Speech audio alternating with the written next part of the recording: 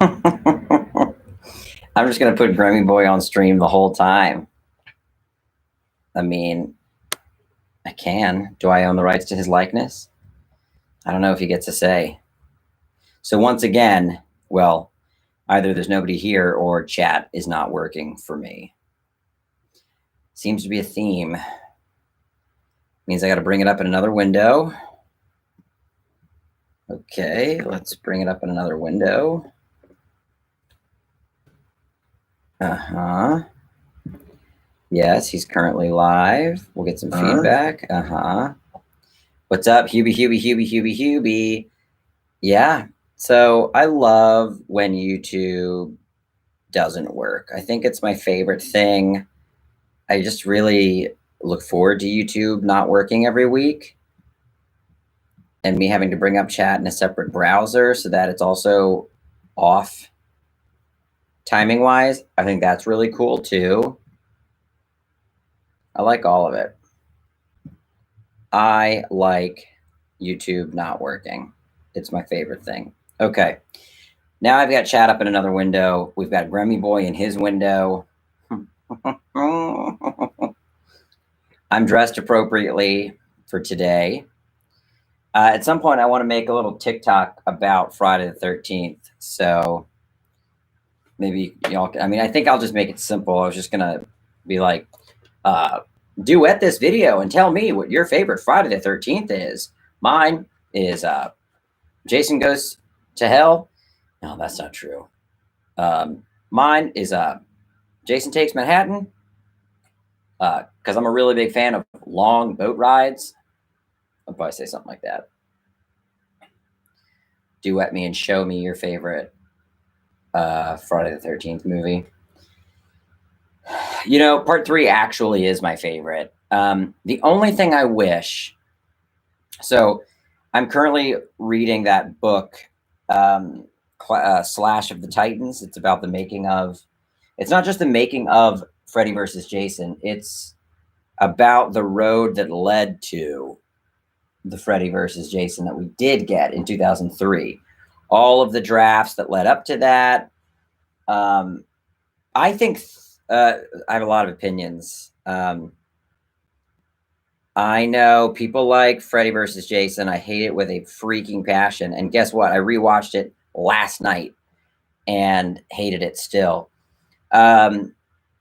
Whatever happened to my movie? I gotta say, I'm gonna vent about something that I don't have the right to vent about. I talk about the movie on my YouTube channel constantly. I make TikToks about the movie's production. I post about it on Instagram, and still people, I'm not mad at you for asking. I'm very thankful. Thank you for asking about the movie. But I think what's frustrating is I feel like no matter how much I push information out, it's not reaching people. It really, I don't know why that's frustrating. I guess just because, like, I'll put up a TikTok that shows like the puppets being built and it'll get 4,000 views. And then I put up a TikTok where I say, I want to fuck Alf, and it gets 400,000 views, you know? And I'm just like, God damn it. It's like, I can't, anytime I'm actually trying to push information about the movie, it's just fucking hindered. The movie is in pre-production. We are shooting in late October in Massachusetts. No, the movie didn't get canceled. What is going on? What is going on? My life is the movie. Every day, 18 hours a day, I am working on this movie. God, I don't, yeah.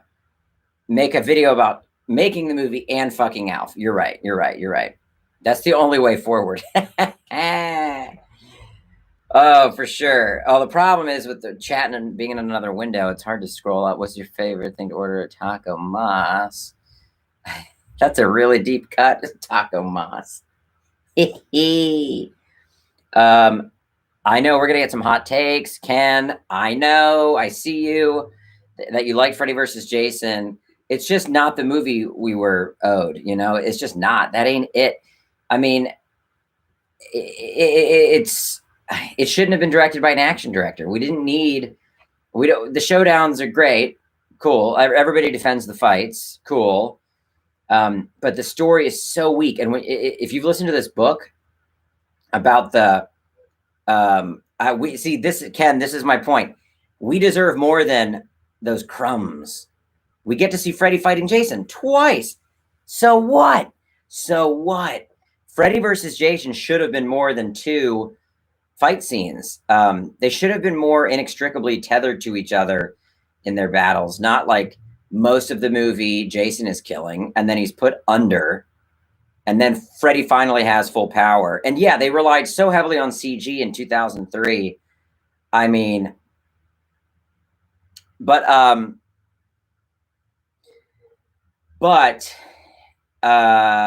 sorry, when you read this book, maybe you have read this book. Oh wait, I want to take a screenshot of Grummy Boy chilling. Oh wait, my screenshotting hand is going to block it. Hey.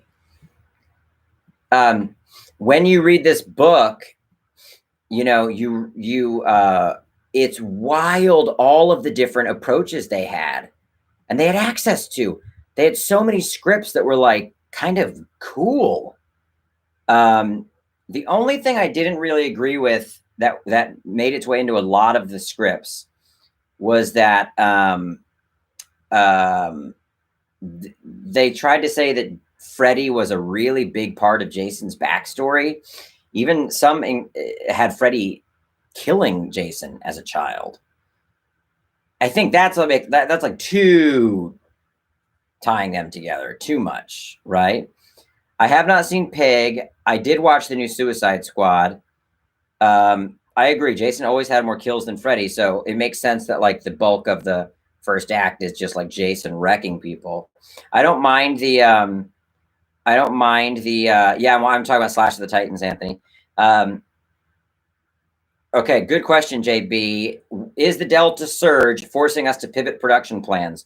As of right now, no, but I mean, I'll tell you, it's really touch and go because the COVID part of the budget is hefty. I mean, hefty. But a lot of it, it's so hard to explain. We've been in it deep this week. My producer and our line producer, there's just so many variables. It is more expensive than we expected, because I think when we did the Kickstarter, we thought by the fall, because you know, when we were doing the Kickstarter in like end of Feb, March, and April, it looked like everybody's getting vaccinated. Things were kind of slowing down. Cases were dropping. We didn't think there'd be no COVID costs. Every version of the budget that we've created has had COVID compliance in there.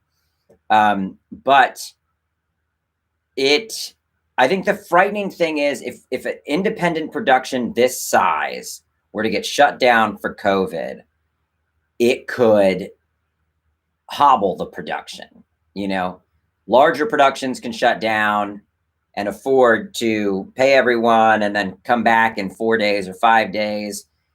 But this Onyx budget is, you know, so tight. And if we shut down for a day or two, I mean, Lord God, it's frightening. To try out for SNL, I would have to have an agent or manager, and I don't have one, so I've never gotten an audition for SNL.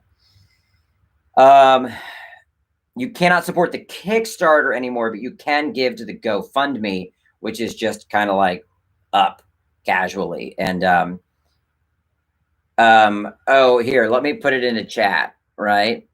GoFundMe back the Onyx movie. I just put the link in chat. I don't know if links work when they're in chat for YouTube, but you should be able to copy, right? Try out for Mad TV. Maybe I could get an audition for Mad TV without having a manager or an agent. So quarantining, Scott, these are all really good questions. Quarantining is a different kind of expense. You're paying everyone for 2 weeks. 2 weeks, right? I mean, the shoot alone is 4 weeks, and it's the budget is that tight. 2 weeks of quarantining, and you don't pay everybody their full rate. but you have to pay them. I put the link in chat, Ken. I slapped it. I slapped it in there. I think you might have just missed it. It's up higher. So anyway, it's 6 in one, half dozen in another. So if someone on the crew gets COVID, is it the same way? Sorry, I just got here too. So so I have a friend that just worked on an independent film. Bobby, no, I'm not expecting to make a profit on the film. I'm expecting to pay back investors on the film, because there are some investors that have actually come around to help with, like, I guess what you'd call gap financing, with, especially with this COVID like threat looming. So anyway, and we pre-sold the movie to a distribution company, and so they will get paid back. So I don't expect to make money. The way I see the Onyx movie helping me is what I said throughout the Kickstarter, which is that it would be a calling card, whether that be for a new Onyx movie or for an Onyx TV show, or just to get me representation finally, or, you know, get me another movie. But wait, what was I talking about? Okay, so I have films that just, yes, QAB Andy Man. It's I can't say to who, but we've pre-sold the, I thought I had said this already. Oh my gosh, I'm sorry. So yes, we have a pre-sale. Well, here's the thing. The papers aren't signed. So technically we haven't, but we have an offer to pre-set that to yes, have pre-sold the movie.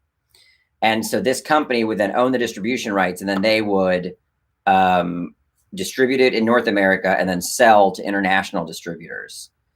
And it's a fun company, and it's a company that's done a lot of other horror films. And by doing this pre-sale, you get a little more money for the production of the movie. And bong hits for distribution. Now, so this is the trick of it all. Oh, I'll explain it this way, QAB Handyman. Guys, the link's in chat. Onyx the movie is the handle, and it put the GoFundMe. I'm looking at it right now. It's there. I don't know what to say. I don't know what to say. It's in my chat box. Slapping. It's in there, slapping on my chat box, slapping. So, oh, it blocked it? Well, then what am I supposed to do? How do I put it in there?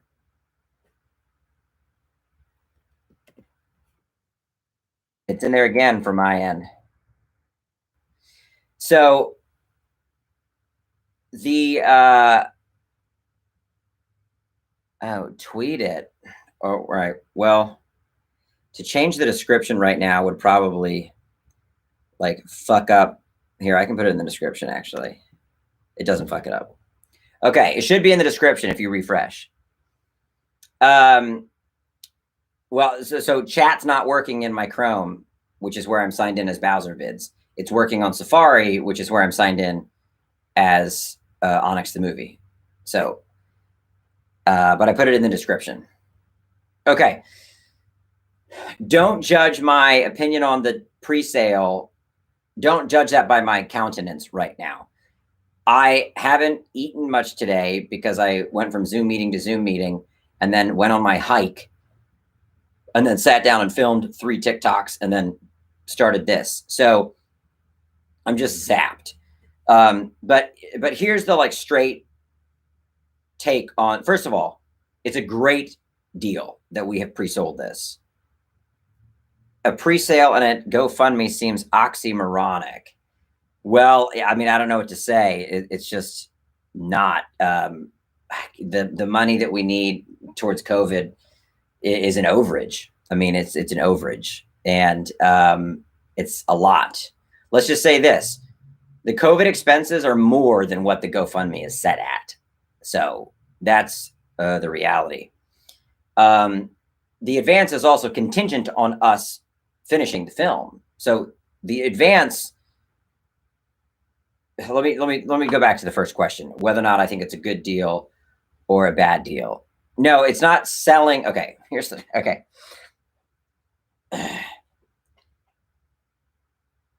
The movie's distribution rights are possibly being sold to a company.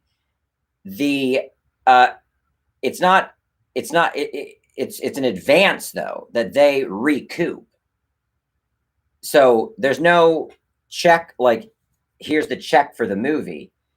Have you ever had like a small record label deal? Do you know what I mean? Like uh I'm assuming some extra cash was given, so how much is relevant for distro rights? I don't know if I understand that question. I'm not sure if I understand that question. Um, this money will have to be paid back to this company. So the only way, so they have to sell the film to other territories and platforms. They own the distribution, they pay to help make the movie. Kind of, but they're not paying to help make the movie. They're giving an advance that they're going to recoup. Do you know what I mean? So, okay, so you could wait and make the movie without anybody else's money being involved, like a pre-sale, but we're just not able to afford that with what's happening with the budget and COVID. I mean, it basically, I don't know if I explained this last time, but it took the COVID protocols took our schedule from like 3 weeks to 4 and change because it slows down everything because departments have to be separated out. It turned our 3-night shoot at the cemetery into a 5-night shoot. You know, like it stretched everything. And then, well, it's like really hard to explain, but yeah, kind of can. But they do own the distribution rights. But I'll still be able to give the film to if this deal is the one that actually happens, I'll still be able to give the film to my Kickstarter backers, and and uh, and maybe even like possibly sell it myself, like through the website. Why wasn't any of this mentioned in the last stream? Seems abrupt. Um, didn't have the offer. Yeah, I don't know what to say.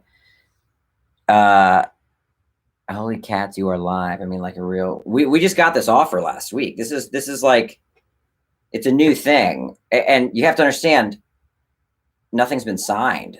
So like, I'm talking about something that. No, I know, Ken. You're that the way you said it is, yes, is problems with the budget. Oh, I talked about this. I started a GoFundMe to try to cover some of the COVID overages. I talked about all this last week. And I also posted about it in the Facebook group. It would have been busy as abrupt last week. Right. If I had just said this last week, it would have been abrupt for people watching last week. Yeah, true, Hunter. Yeah, that's Wall Kitty. No, the stream from last week should be up. Oh my gosh. Sorry, I'm feeling a little bit of fucking like mind fuckery here. Yeah, I spent months trying to get people to join a Facebook group, and now people are like, there's a Facebook group? I mean, yeah. Yeah. QAB Andyman, 600K is enough to make the movie with the gap financing we need for the COVID overages. Nate, oh my gosh. Oh my gosh, Lord God. Oh my gosh. So, as I said last week, but I'll say it again, COVID has shifted our schedule. It's shifted the COVID budget that we kind of always had in there has grown. No, see now, I mean, I don't know, QAB Animator, are you trolling me? Do you understand what COVID does to a production? Okay. You separate, no one can interact. Camera can't talk to actors. Like everybody's put in a zone. They're separated on a set. And if they're all indoors, they've got to be separated outdoors, which adds like, I mean, I can walk through everything, but like, you can't have people room together. Do you know what I mean? Like, it can triple hotel costs. It's like, yeah. You can't have multiple makeup artists working on certain people at the same time. I mean, it spreads everything out and isolates it. It literally goes against the way a film should organically be made, but it's understandable because it's so fucking dangerous. So, I mean, I don't know. Imagine, I guess I'm having a hard time explaining it because I think it's all pretty obvious, right? Imagine making a movie, and now imagine trying to make a movie, but there's a virus that you can give to one another that is deadly. Like, imagine how much more difficult that makes making the movie. I don't know what to say. I was watching some behind the scenes of Napoleon Dynamite, and man, I was just watching it and everybody being like, okay, so here's what we're going to do. Come here. Let me tell you. All right, let me give you a little massage in between takes. Hey. And I mean, everyone's standing in one space, unmasked, that tiny living room, for fucking, hours was like, oh my God, that could never happen again. I mean, isn't that crazy? Oh man, but I don't want to get into like vaccine chat, dudes. Like, I'm all about the vaccine. I don't know what to say. I know that some people cannot receive it, and I understand that. But I mean, I don't know what to say. I'm vaccinated. I'm fucking vaxxed and jacked. And so anyway, oh gosh. Yeah, let's try to dial back like the supreme, what's the word? Yeah, I don't know. No, if the GoFundMe fails, there will be a movie. We are working on many different avenues to get the gap financing that we need. Nate, Friday the 13th vibes for sure. Hey, it's Friday the 13th. Let's talk about the vaccine. People in the film industry are I guess I need to understand how much is going on in my head that you guys don't know about. We can't, there's no not making the movie. That's not even, you'll never see a live stream from me where I come on and say, hey guys, so I don't know, man, I broke myself raising $610,000 on the Kickstarter and, fucking stayed awake for 45 days straight, but I guess we're not doing it. I got fucking all these puppets. There's all these puppets in Colorado, and I guess they're just going to sit, they're just going to sit and rot. I guess I wasted that money. There's no fucking world. No, Moose, I was doing a bit. There's no world where we don't make this movie. I'm simply talking about COVID safety, increasing the budget, and so we're working at getting that gap financing. I started a GoFundMe. We're talking to investors. This is film production. I mean, it's film production. I don't know what to say. I guess maybe I want to continue to be transparent. So I don't know if you guys thought it was like, you just press play and then the movie happened. This is going to be a fucking up and down. We're going to be on a roller coaster from now until I'm done editing this film. So, I mean, you remember seeing me during the Kickstarter. That was a roller coaster. Well, making the movie is going to be a roller coaster, but we're going to get it done. Did I add a scene where Onyx dances in a Dunkin' Donuts costume? No, I'd love to get some sponsorship. Your tiny like says letting you get trolled, not 100 people every detail you find. Thank you, Springo. That way it's cheaper. Wait, what's cheaper, Crafton? Okay, so anyway, but there was some good questions in there that were actually opening up some interesting things to talk about. Projected release date. I mean, if we're shooting late fall, I'm going to edit it ASAP. And I mean, 2 months of an edit and then like a month for sound and music. Yeah. I mean, you know, perfect example of how long this stuff takes is like, I still can't announce the cast. I mean, I've been talking about trying to announce the cast on this live stream so many times. And I still can't do it. I still can't do it. Nate, you know, it's so funny. So, Olivia said, you should make a beefy bad boy movie that's like Howard the Duck. And I was like, done and done. No, the VHSs, I have a company that's going to do the lime green or the slime green VHS.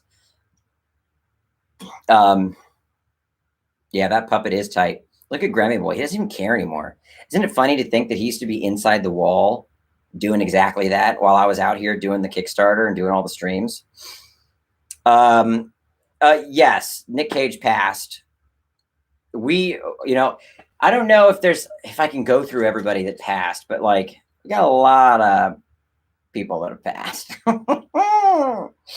We got a lot of people that have passed, but I get it.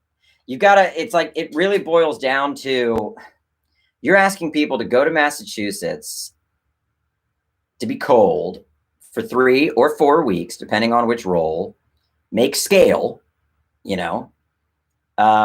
Keith David's doing a play on Broadway. And, you know, it's a lot to ask of people. It's even a lot to ask of friends. The vinyl toy. Oh, I should post about that because that thing is designed, and I actually should have the sample, the actual sample, soon. But Sjogren, who designed the toy, made a bunch of like really nice images to promote that toy. It's kind of weird because it's kind of like, well, there's no need to promote the toy because only backers are getting it. But they're still really cool images. Sorry, any word on the personal videos, Jameson? I need to slap. I've only done like 50 of them. I got to slap through more. I got to start slapping. I will. I got to start slapping. I would reboot or make a sequel to Garbage Pail Kids. Oof, yeah. Any day. Any day. The goo is still very much in the movie. There's literally a line item for slime from Creature Kid, you know, for slime. Yeah, GPK movie would be ripping. There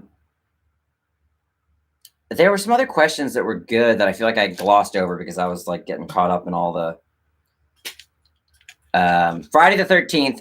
So ultimately part 3 is probably my favorite. But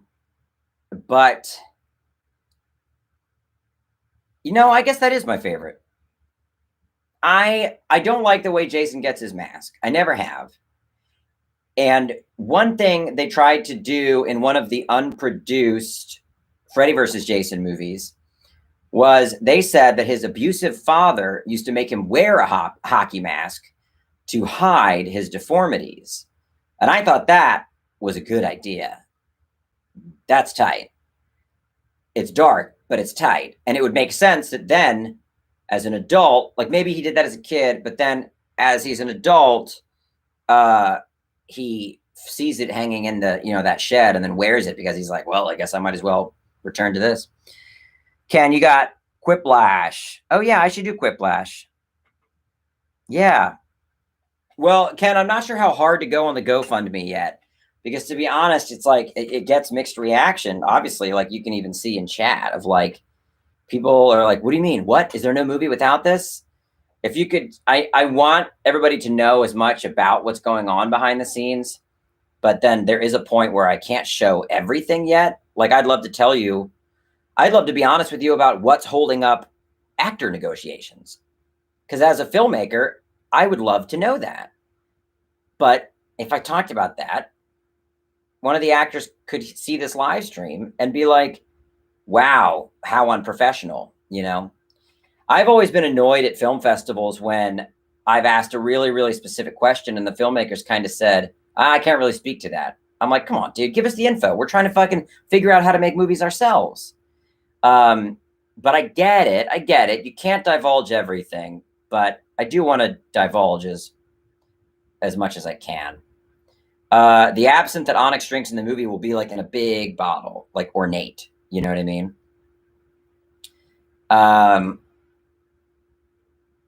Yeah, and you got to save some for the commentary. But all of the actors are being wonderful. The stuff that's getting worked out is just like, you know, is it's kind of the tedium, but it's what's needed to make a project like this make sense for people. A lot of these actors have family. They want to go to Massachusetts for 3 weeks or a month, and then you know, to be in a weird horror comedy that's a bit hard to grasp if you don't know the character. But I've been fortunate that all of the actors involved really like Onyx. You know, I've never understood not saying what you're working on. Yeah, I know, Scott. I guess that's because deals fall through. You know, deals fall through. So maybe you'd feel stupid if you're like, well, what I'm working on is something with so and so, and then the deals fall through, and then a month later, it's like, hey, I thought you were working on something with so and so, and you're like, yeah, I mean, but not anymore. You know.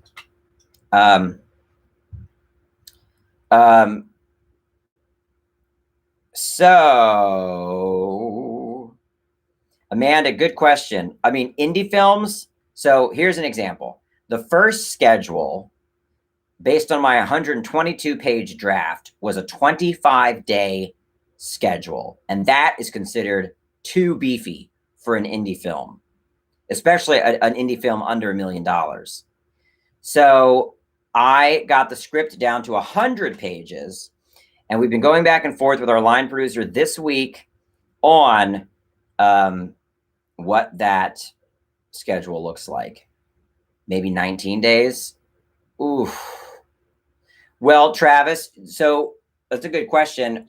Crypt TV has never been interested in my stuff. I've pitched to them a lot, and they've always said, fuck off. So they've never said fuck off. They've just said, we're not interested. Travis, what's the risk? Oh, yeah, JB, I've got an Onyx sequel. I've talked about it before in the live stream. Travis, the odds of an actor not showing up are low because the film is, you know, a SAG movie, and these actors will have contracts, and their managers and agents will be aware of what these contracts state. I will say this, though. If any of these people book a bigger project, you know, they could dip. Now, there's going to need to be something that says they can't dip too late, right?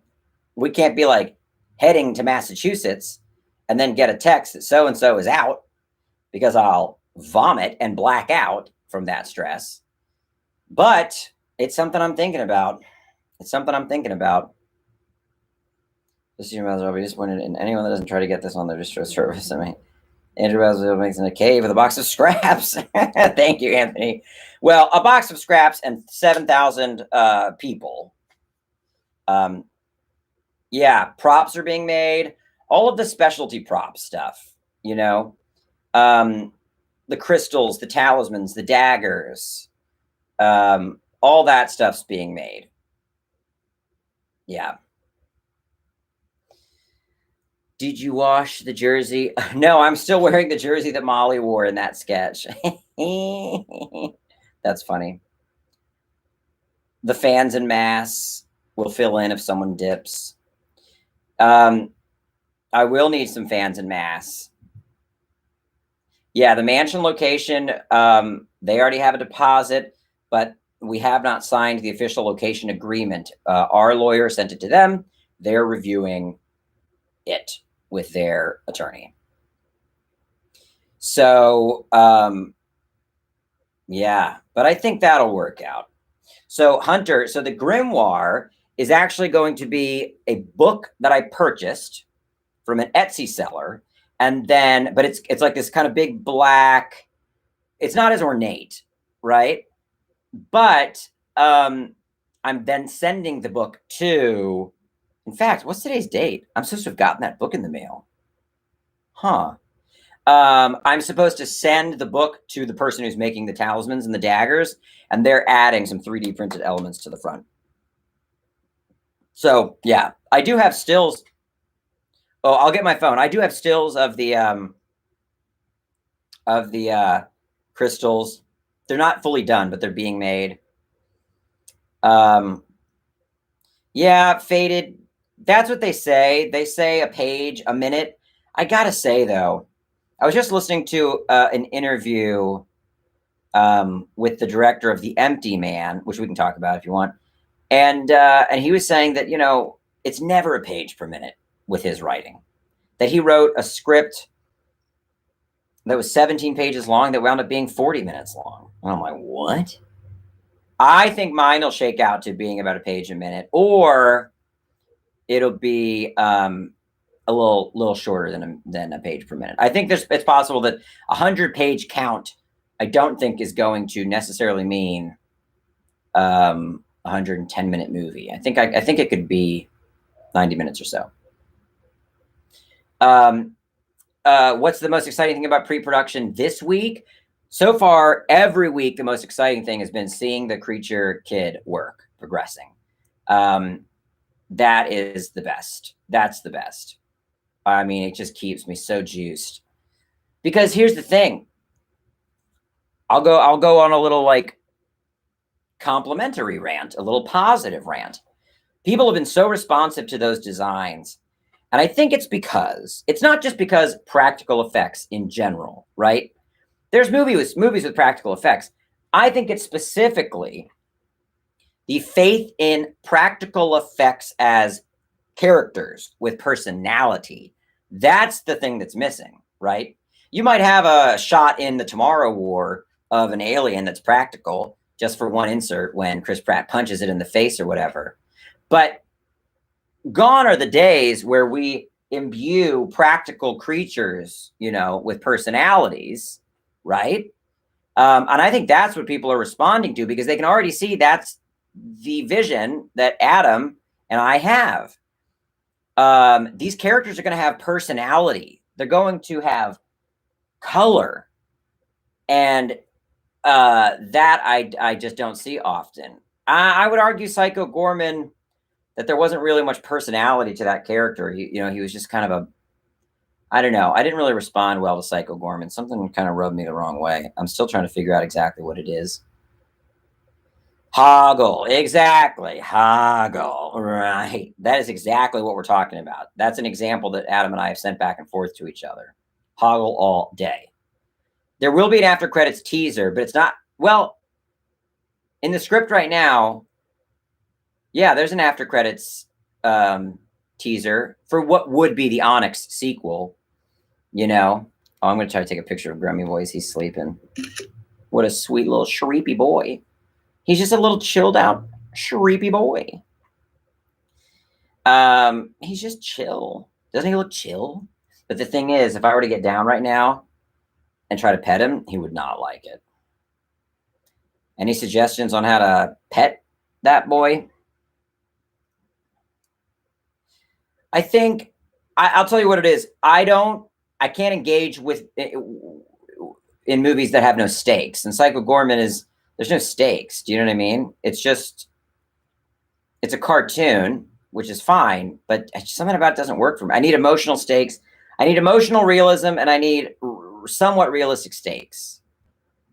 That's, I think, what's missing from that.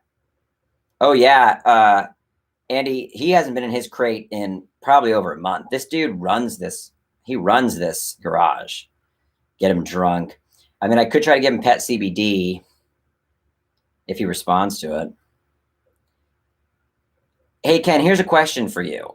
I keep thinking I could try to pet him while he's eating, because he eats right in front of me. I sit right, wait. Well, you can't see. I sit, he's looking now. I sit like right there while he eats, and his food is like right back here. And I'm just looking at him and I'm like, mm. I mean, I could just a little scratch, right? But would he be more defensive while eating? Probably, right? That'd probably be a bad idea. Scott, that's true. If you're trying to clear your mind and meditate, a cat will interrupt you. Yes, I've watched all of Storyteller. I've even rewatched it all recently. Chin scratches. Ooh, I know. What I wouldn't give, what I wouldn't give to scratch that chin. Oh, I've got feelaways everywhere, dude. I got plug-in over there. I got a plug-in over there. I got fucking spray right here. Yeah, I agree. The strides he's made. Oh, Kimuzabi. Yes, that's also a good thing to address. Studio ADI may still be doing the makeup effects, but something that I had not thought about while I was doing the Kickstarter was what of these characters should be puppets. And basically, what wound up happening is I talked to Adam about designing the beefy bad boy, and I realized as I was talking to him that the ghouls should be puppets. Abaddon should be a puppet. And it just, our visions aligned like magnets. Okay. And so it became more of like a creature kid handling the puppets, but there's still a wolf man. There's still the tree nymph. There's still Onyx and vampire makeup. There's still Gadget Hack Wrench. There's still Demon Woman. There's still a lot of makeups. Just take your time, lay near him on the floor without touching him, and slowly move your hand closer bit by bit. Yeah. But like I said, some guys don't have a pet personality. My cat Luna runs and hides. Let them come to you. That's what you have to do. He did come and just sit next to my desk the other night. So I was like, okay, I guess we're best friends now. So let me run and get my phone. And hopefully it won't disturb Grummy Boy. And I will, show you some pictures of the latest stuff from Creature Kid. And then also I'm going to film a TikTok about Friday the 13th. Oh, how do you cast for your film? Good question. I'm going to answer that. Let me answer that. And let me answer, oh, dude, we go treat happy. Oh, he comes right up to me with treats. Oh, yeah. He sniffs. He eats right out of my hand. He'll eat treats out of my hand. You know what he does? It's so funny. My back is feeling a lot better, by the way. He'll get up to me and he'll go, but he'll soft paw it. Won't razor blade me. And he'll go, and then he'll eat. I'm like, what is that? What are you testing? If I'm going to like hurt you with my hand, I'm not going to hurt you with my hand, dude. You've been here. You've been with me for months now, and we're all just chilling. Yes, this is my Kevin Smith look. All right, let me get my phone. Hopefully he's chill. He usually doesn't mind if I come up.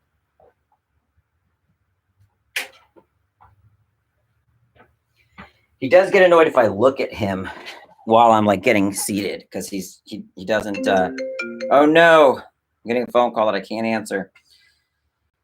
Let me tell this person that I can't answer their call. All right. So let me show you when he does that, ignore him. Eventually he'll rub his head on you or paw at you to get your attention. Ken, from your lips to God's ears. I hope that happens. Are you kidding me? Okay, I'm going to show you some looks. So here's one of the ghoul heads that's not painted. It's in this green, like latex right now. Oh, Jesus Christ. What do I got to do? Turn down my, look at that ghoul head, baby. So then that will be painted. Now, look at some of Abaddon as he's being carved out of foam. Can you see that big bad boy coming together? Look at this big bad boy coming together. Look at that big bad boy. Here's a big old wide shot It's so hard to see, but you know what I mean? Wait. Yeah. Sorry, my fingers are so gross. Oh, Lee, t-shirts have been ordered, but I don't even think they get to me for like another month.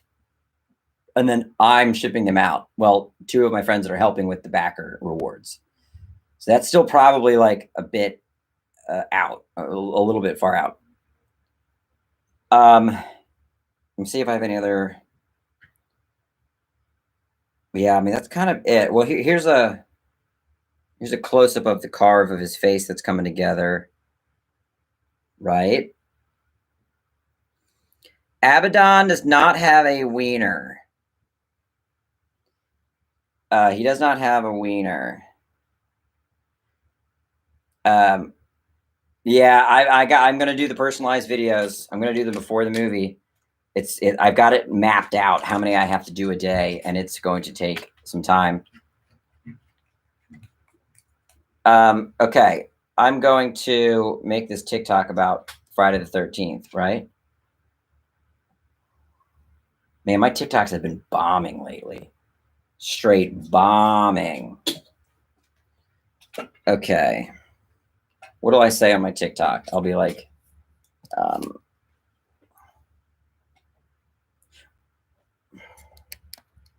man, I need a tripod that isn't garbage.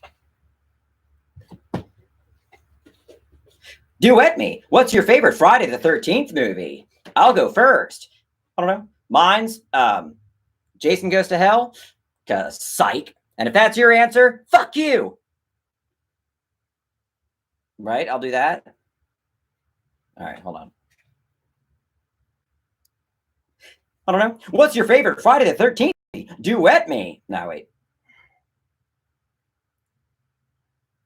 Meow meow. Duet me. What's your favorite? Meow meow. Duet me. What's your favorite Friday the 13th movie? I'll go first. Jason Goes to Hell. Just kidding. Jason Goes to Hell sucks. And if that's your favorite, then fuck you. Meow meow. Duet me. What's your favorite Friday the 13th movie? I'll go first. Jason Goes to Hell. Just kidding. Jason Goes to Hell sucks. And if that's your favorite, then fuck you. Yeah, I guess that's fine. Duet me. What's your favorite Friday the 13th movie? I'll go first. Jason Goes to Hell. Just kidding. Now the question is, do you think there's any Friday the 13th music on TikTok? Let's see. Oh yeah, kind of. Duet me.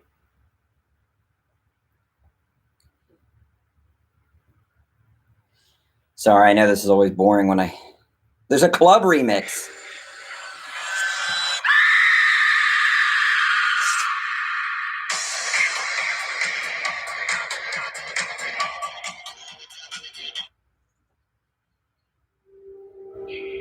It was good. Favorite Friday the 13th movie? I'll go first. Jason Goes to Hell. Just kidding. Jason Goes to Hell sucks. And if that's your favorite, then fuck you.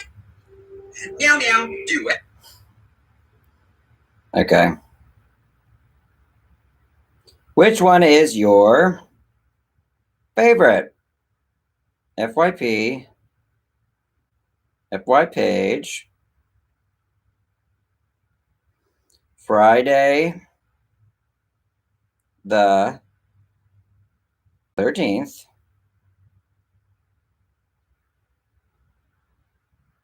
I don't know, Jason Voorhees. Sure. Okay. Let me add some text on it. Meow meow. Duet me. What's your favorite Friday the 13th movie? I'll go first. Jason Goes to Hell. Just kidding. Jason Goes to Hell sucks. And if that's your favorite, then fuck you.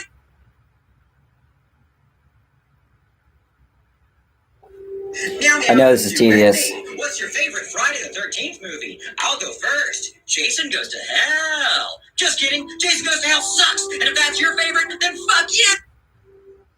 All right, we're posting it. A loud duet.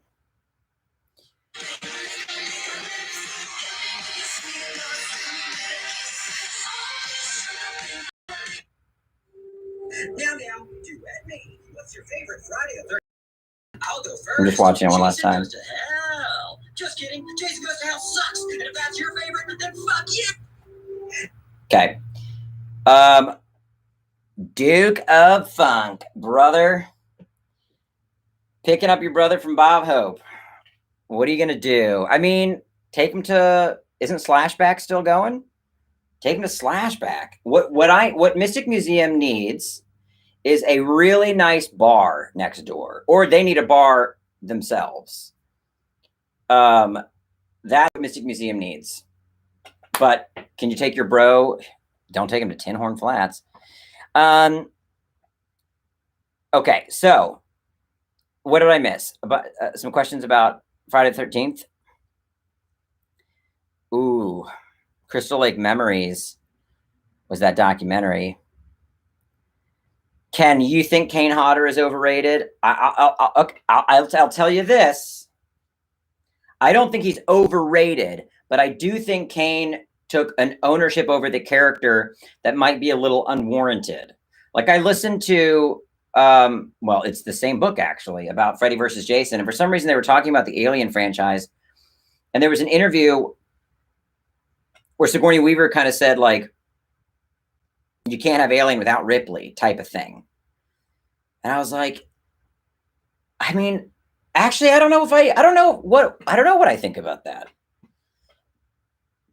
Maybe you can't have Alien without Ripley. I mean, I don't know. You can. This person on this in this interview was saying, you know, it's the Alien franchise, not the Ripley franchise. And it's kind of like, yeah, but the human side of that first film is why it was such a, you know what I mean? My favorite Friday, I think, is part 3. I like parts of Jason X, though. I don't like Freddy versus Jason. I just wish he got his hockey mask in a cooler way in part 3. I don't know the exact height of the Abaddon. I don't have hot takes on like Prometheus and Covenant and stuff. I just don't find them interesting, but I don't know if that makes me sound kind of dumb.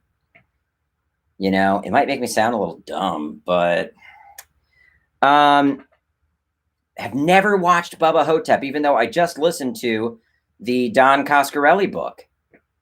And I've never watched Bubba Hotep. And I was going to, but instead I watched Phantasm 1, 2, and 3 when I finished the Don Coscarelli book, and I never watched Bubba Hotep. I cannot believe, dude, Grammy has been chilling. I mean, do we know?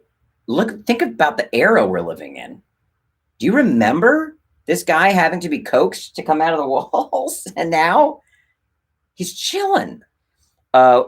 Ooh, Amanda, what are some good behind the scenes and making of horror docs? Have you ever just watched like Never Sleep Again or Camp Crystal Lake or Crystal Lake Memories?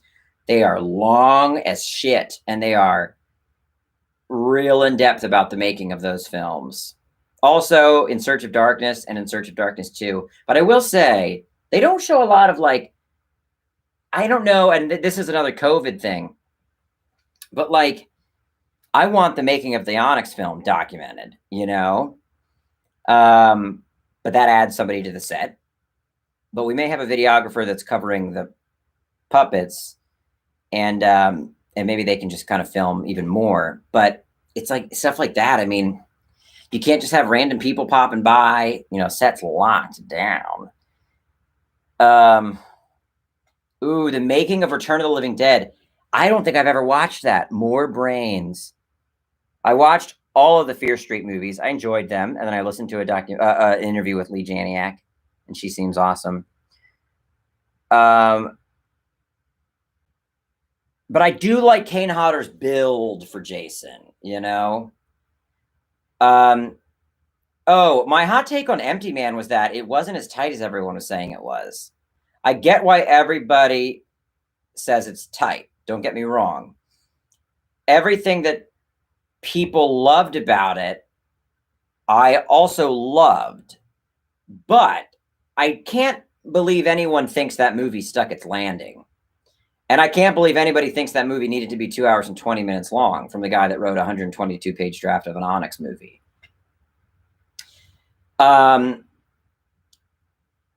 It has some wonderful sequences. Love the prologue. Spoiler alert for Empty Man. But by the end of it, it shakes out to a pretty straightforward horror movie. It even falls into some of the pitfalls and tropes of some of the worst horror movies. And I mean, when I saw House on Haunted Hill, I was over the fucking overcranked, fast-moving bullshit. We're still doing it. We're still doing it. We're still doing it. If a character's movement is something that's done in an edit, well, I'm not scared, because that's video technology being worked into a monster. When a monster's sped up or chopped up in its movement and it does the herky-jerky and then it skips and it's 12 frames ahead, and then I'm gone, dude. And I didn't need that. You know, the confrontation with it in the snow was a lot better. But, you know, think about it. What does The Empty Man shake out to be? The Happening? Bird Box? How many movies are we going to have where people are seemingly compelled by an unknown force to kill themselves? It all shakes out to the same bits and bobs. By the end of The Empty Man, I didn't actually get anything more than what a lot of those movies have given me. And yet it was presented as something truly revolutionary. And it even presented itself that way in its posture. Having a 25-minute long intro, you know, that's longer than the Exorcist intro. You know what I'm saying? Like the footage of the statue being uncovered in Exorcist didn't take as long as the Empty Man setup. Hot takes might delete later. Gio, you're not wrong. Whenever I go in a hot take direction, I delete the live stream. I don't think I'll delete this because did I love some of the sequences? Yes. Did I love James Badge Dale? Yes. If a movie requires a character, a villain, explaining the movie to the main character at the end, you did something wrong. And I'll tell you what, can I talk spoilers on Empty Man or no? Because I really want to talk about the spoiler. I really want to talk about the spoiler, but I won't until everybody says I can. But if you have a character that at the end of the movie has to tell, you know, perfect example. If Bartok at the end of the movie, fuck, this is really hard to do without explaining what I'm talking about in regards to Empty Man. Okay. I think I'm getting enough go-aheads to talk about it. I mean, big surprise, you know, Wicker Man ending. So it turns out this man that you've been watching throughout the film is a physical manifestation of thought. This cult has given birth to a man made flesh, but his memories are not real. His life is not his own. He is an invented being that's brought about by a cult meditating and believing that the power of thought makes things real. Cool, fine, I guess. But it's so convoluted by the time they get there that one of the cult members has to explain it to him. Don't you see? You're our tulpa. You should have known. Think about it. All along, your family wasn't your family. Haha, we brought you into being. And I'm like, chill the fuck out. This giant revelation shouldn't be delivered through dialogue exposition. That's clumsy. You fucked up. It needs to be a fucking revelation that we're like, oh fuck, he's a tulpa. Fuck me. Remember how at the end of Blair Witch, when she gets down to the basement and Mike is facing the wall and all of our stomachs dropped? That's what I'm talking about, right? That's what I'm talking about. It was learned information and then it's executed visually and we get it. No point in Blair Witch did somebody have to turn to the character and say, she's going to use us as a sacrifice the same way she did those children. Don't you see? And it's going to happen this way and in this amount of time. And this is how you can stop it. You you know?